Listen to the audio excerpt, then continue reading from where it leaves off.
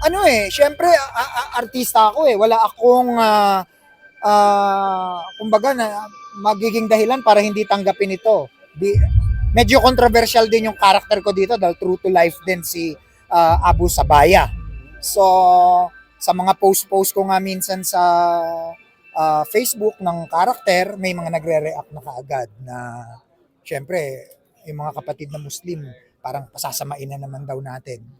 As Direct Cesar said, ito'y documented. Nangyari naman talaga. At itong mga taong ito ay hindi nire-represent ang Muslim community o ang buong kamusliman, kundi ito'y mga terorista na maski na nga yung mga kapatid nating Muslim hindi Mas sang-ayon. nakakatakot ka dito bilang Abu Sabaya. Are we expecting? Ako nakakatakot na naman si Mon Confiado.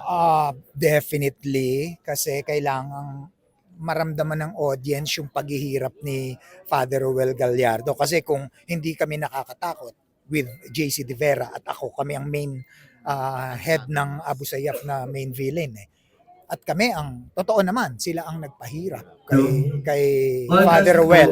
So, yes, nakakatakot. Dapat nakakatakot. Isip mo paano magsasabay-sabay Ay, may gagawin ka rin doon sa Quezon, di ba? yes. Gagawin na rin namin ng Quezon. Of course, naka-hold ang Pepsi Paloma. Yes, yes. May isang film pa ako with Direk Paul Soriano, yung The Fisher. At meron pa akong isang naka-standby na pelikulang shoot sa Bangkok, Thailand. At may lumuhod sa lupa pa. Ongoing ang lumuhod ka sa lupa. At may isang Japanese film ako na showing sa Japanese Film Festival Philippines. Blessings yun, blessings. Ano At reaction mo? Sorry, ito muna. Ano reaction mo na yata mo na ipapalabas yung Pepsi Paloma?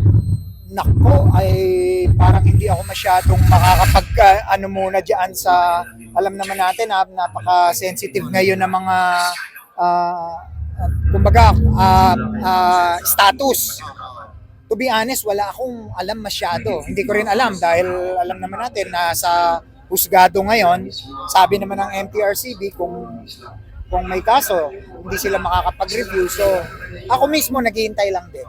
Ano reaction mo? Maraming nagulat. Wow, si Mon Confiado bilang si Dr. Ray de la Cruz. Ay, well, ano naman yun? Siyempre, nakaka-overwhelmed din na kahit na may mga nagsasabing negative tungkol sa pelikula, pero positive naman yung mga natatanggap ko. Kasi lang naman yan sa trailer, di ba, ng Pepsi Paloma. Overwhelmed pa rin ako at nagpapasalamat pa rin ako na ang tingin nila sa akin ay artista, aktor. Kung ano man ang maging problema ng pelikula, hindi ko naman hawak yun.